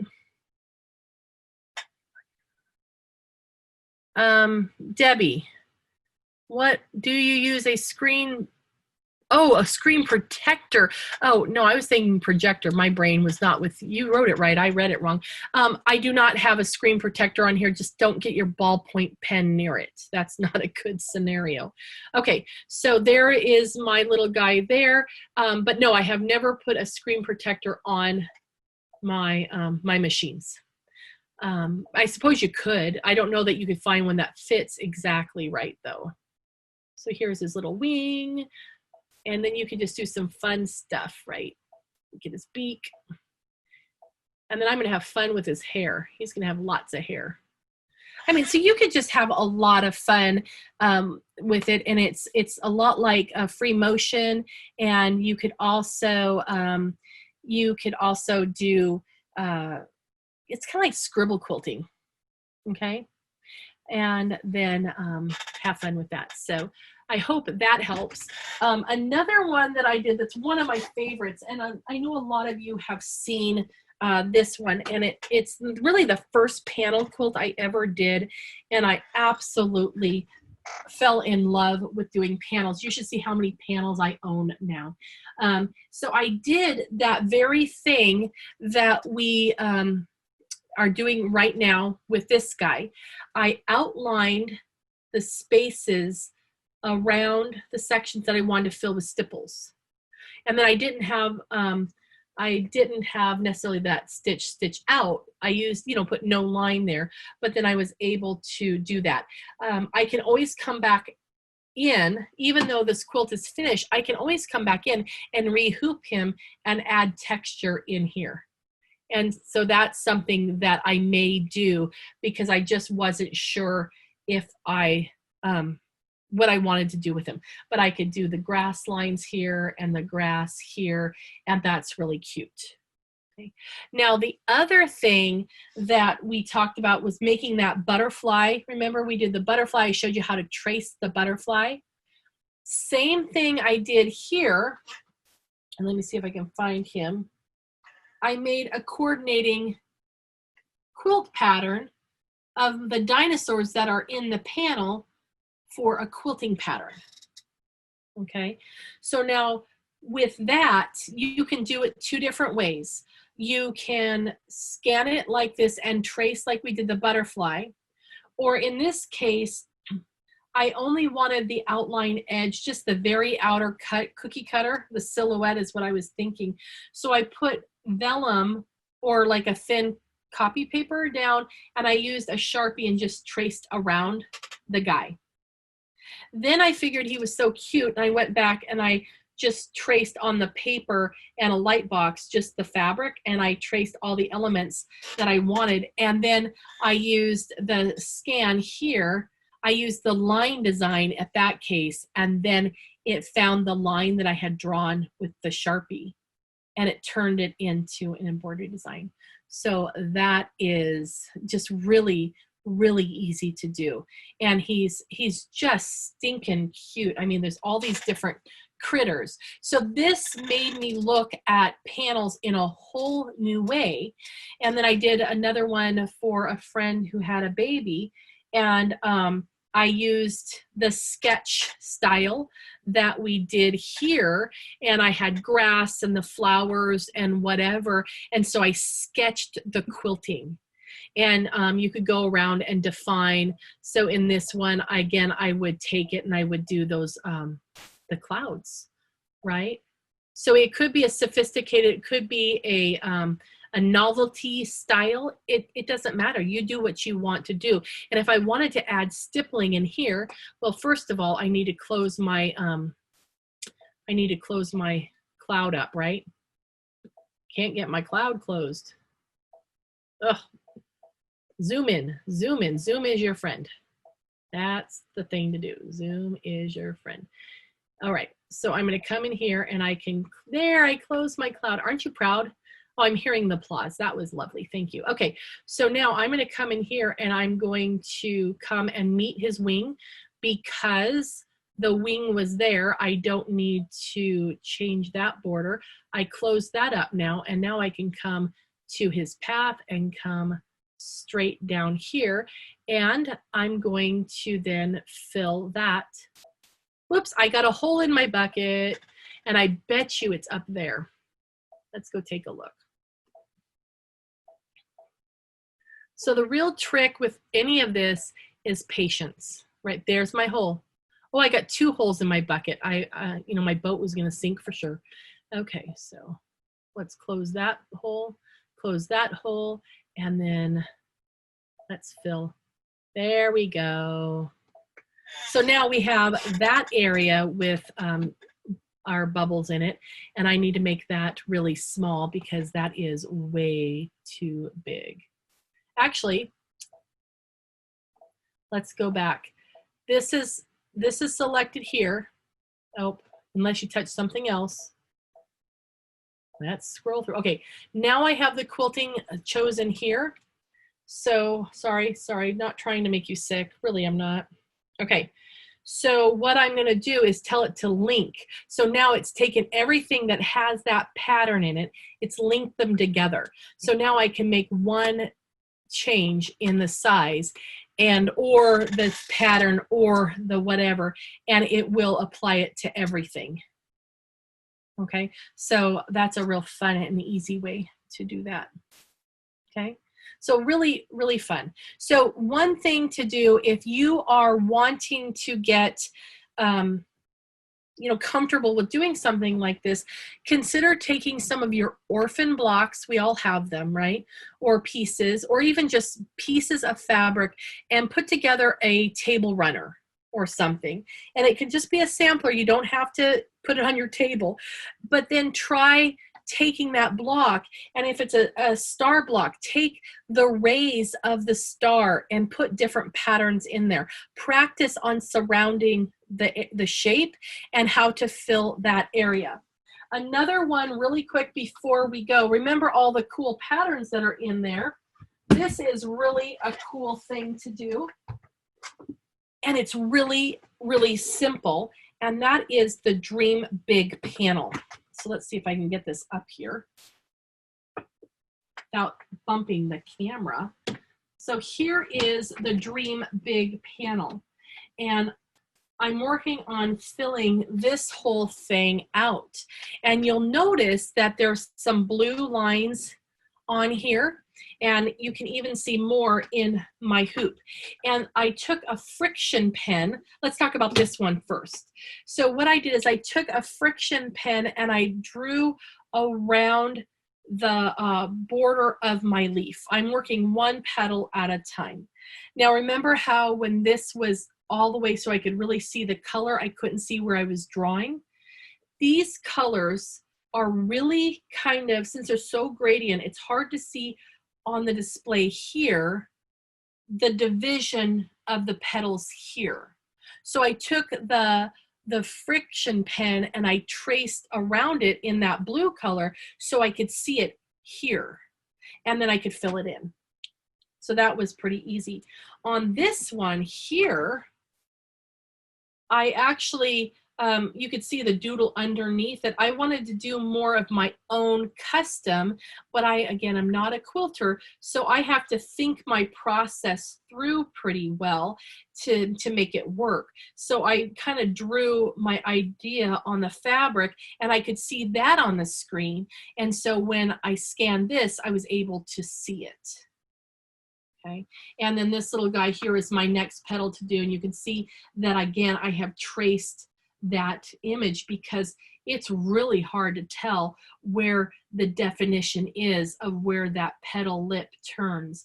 And I think I might just do some free motion sketching to get that shape in there, and then add some of the texture. So have fun playing with whatever you're working on, if it's a square or a star or something, or even if you have one of these panels and you just want to play, just trace around that and fill it in with a different pattern at a different size, a different angle. And we do still have a few of these panels left, and you'll find them on the Quality website, and you can pick one of these up. We only have like 20 of them. But you will find them there.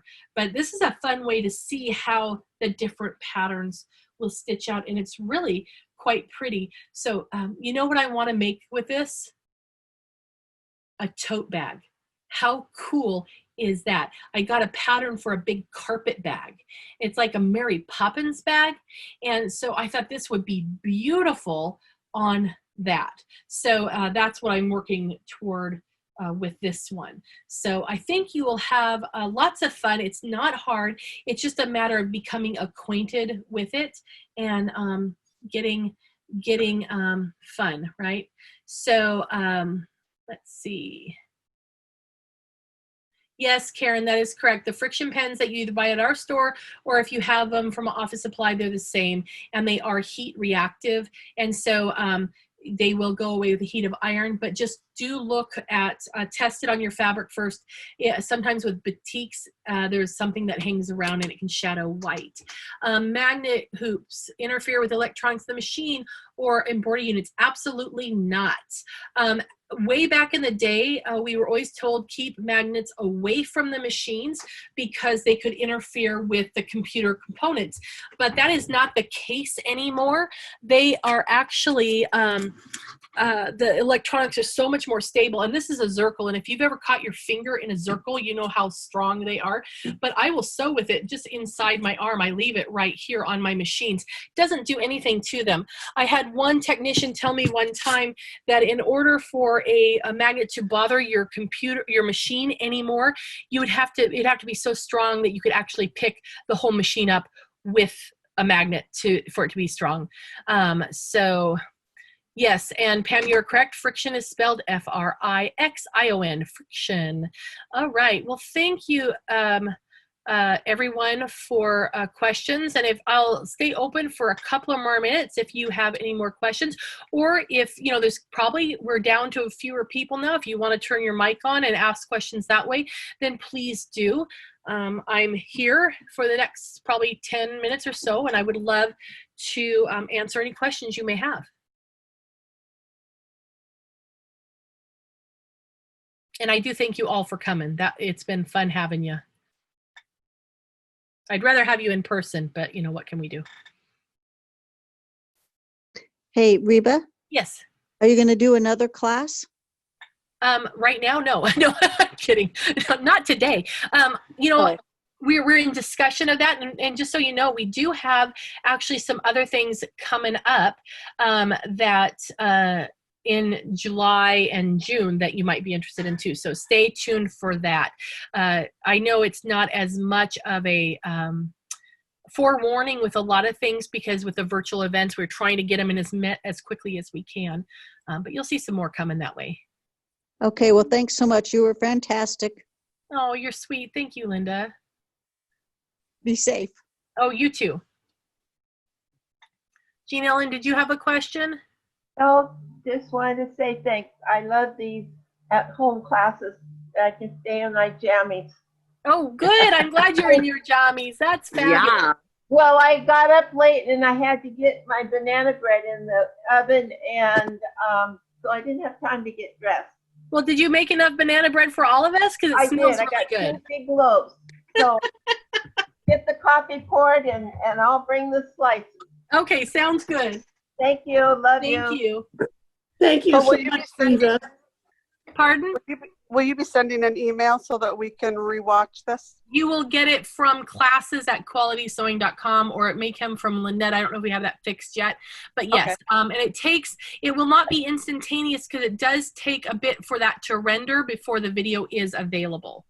Okay, great. And we have done several classes on PE design, just so you know.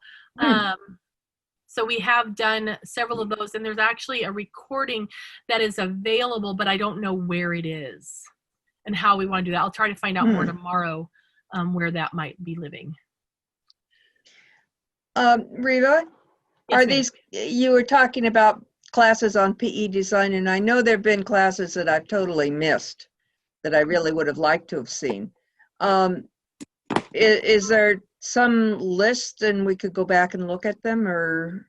There, like I just said, Yeah. I did do a fully recorded version of PE design start to finish basic class that's fully recorded and edited and the whole bit. And I just don't know where that lives on our site. So I'll have to find out and see. I'll find out tomorrow what the status of that is, because the whole idea is that we would make that available for anybody who wasn't able to get into the live one. That would be so wonderful. I really am enjoying these because I can sit here and I've been playing with my machine too to kind of try and follow you. In a classroom, I can't do that. Oh, I'm glad it worked out for you. So I am enjoying these online classes, and thank you so good. much. Good. Thanks, Reva. Great class. Well, thanks, Gail. It was good chatting with you. Yep. I can't turn on my camera because everything's facing the other way, and besides, behind me is a total mess. You don't want to see me anyway. I just wanted to say thank you, Reva. I enjoyed it very much. Well, thank you. And now you're coming up as Larry. So who is it? Really? I'm Sue. Oh, hi, Sue. Okay. I don't know why everything gets in his name. I'm too lazy to do it in my name. Yeah, that works. Whatever works, right? When we go out to dinner, I always put it under my husband's name, and he says, "Why do you do that?" I said, "Because Dan, they can understand. They don't understand Reva." That's right. Well, thank you. I very much appreciate the lessons. Well, thank you, Sue. You guys don't have to do this, and you do it, and it's just really nice. Oh, I'm glad you enjoyed. Okay. It's so much fun to sew anyway. It is. I'm really and this is very inspiring too. I've got some new stuff to play with. Oh, good. Okay, thanks a lot. Okay, bye-bye. Good mojo. Thank you very much, Reva. I really appreciate it. Oh, you're welcome, Carol. Hey, Reva. Yes, ma'am. I have to echo as well. I love being able to capture as many of these as possible because, every time you get another little nugget in the whole cycle in the brain on how to do something on the machine. I would love to encourage even some of this format on Scan It Cut, because I'll go to class and I get it and I take notes and then I'm like, okay, what did I do? So if Gail or somebody, whoever your gurus are, would consider doing that, that'd be so cool. Oh, Patrice, thank you for that suggestion. Yeah. And again, yes, thank you. You're always, I go back with you when you first started doing some of these in like 06, 07. It's been a long time, right? Right. Yeah. You haven't changed at all. No, I'm just the same old me. But you're so good at, describing things and breaking it down. So, well, thank you. Yeah, I hope you got a couple of nuggets today. Yeah, I have a Destiny too. So some of the things like, do I have the little leaf to be able to scan on my? On your Destiny? In my IQ? Yeah, I'm on a Destiny. Yours is down at the bottom. Okay. And it's broken up. I think, if I remember correctly, all your leaves are separate, and you have to choose the correct one right from the start, as opposed to having one button. Okay. And so just look for it. Look in your manual for scanning in your IQ Designer. I just don't remember what it looks like, but it's down here, and it's one more step than it was on this machine. Right. Yeah, because when I would get to that step, and it would say scan, I'm thinking, oh, I got to put the scanner bed on there. But you can just use a hoop. Yeah. And I do that a lot. I don't use the paper scanner as much as I will use fabric or something else like that. I've even been known to put a piece of paper over my hoop, and just because I don't want to get the thing out. Oh, I admitted I was lazy, right? Yeah. So that's a super big step forward for me. Now I can play in a whole nother puddle, and learning things. But I would love some Scan and Cut, because my point of buying the Scan and Cut initially was to be able to, because I'm like so OCD, is to be able to do my files and cut my appliques. Oh, I know, totally. So I want to get on that business, and when you leave it long enough, then it's like, okay, I forgot how I do this. So yeah, thank you so much. You're welcome. Juliana, you had a question. No, I'm just waiting my turn, that's all. You have too many fans now, but You're going to have to explain what you texted me because I didn't get to read the whole thing. It's gone now. So you'll have to explain. Oh, no, it's okay. I was just, when, you know, people are always going, oh, it's not perfect. It's not. And I'm like you. I have to remind myself of this. In traditional Japanese aesthetics, there's a term called wabi-sabi, and it's being in love with the imperfection, and that is, therein lies its beauty. Oh, that's nice. That's actually very poetic. You know, that's nice. Yeah. I And saw it's a- wabi-sabi, and all I could think of was wasabi. It just didn't work. Nut. But Yeah, hey, yeah, pretty much. this was really good. You always do a good job, and I think maybe you don't want this, but let me throw this out. Maybe we should have the Reva show every week or every month or like that. I mean, I would pay for a subscription. So just saying. Oh, you're sweet. You're sweet. Anyway, thank you. And that solved the big problem because I was doing one of those lotus. Right. And I did it, and some of them would come out perfect. And then all of a sudden I'd have one that everything would explode. And I couldn't figure out it. And I didn't realize, even though I had that, like, you know, close the shape, once you erase it, you've kind of broken that. Right. Now, once, just bear in mind or be cautious with that closing the path one, because if you're doing like a center lotus and then you have a petal that cascades out, if you do the same with all of the petals, then you have lines over lines over lines. And so it may become much pathing, because you may tell it single run, but to get from here to here and then to here, then it's going to have to go back again. And sometimes it's several times over the top. So just keep that in mind. So it doesn't treat each petal then as a single object. It would, but if you're stitching out the lines, then all the lines are going to sew, and they're treated separately. They don't merge. And so if you have a line overlapping a line, even if it's dead on, then you're going to have lines over lines over lines over lines. Yeah, that part I get. But okay, so that's all I'm saying is just with the outlining. Perfect. Well, thank you. Anyway, thanks a lot. Mm-hmm. I'll see you later. See you. Bye. Jean Ellen, did you have another question? Oh, no. Why, is something on? Oh, your microphone was on, so I thought you was waiting to see. Sorry. Now I'm going to turn it off. But again, totally appreciate and value your time in doing these classes. I learned so much. Oh, good. Bye-bye. Oh, good. See you later. Okay, and Gail, I don't disagree with you. It'd be nice to, we'll see what we can do about scan and cut. It's been on my list, but my list is so long, I'm having to prioritize a little bit. And I just want it all done at the same time, and that doesn't happen. So, anyway. Thank you, Reva. This is Diane. Thank you. You're welcome. Thanks for coming.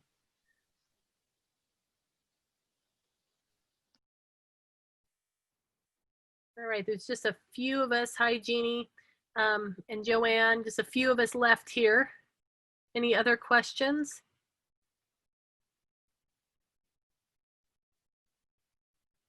No questions, but it's good to hear from you. Good to hear from you, too. I'm glad you turned your mic on. Well, you know, there's noises around here that I don't want anybody else to hear. Well, we'll keep that secret then. Oh, okay. Take care. See you later. Thank you, Joanne.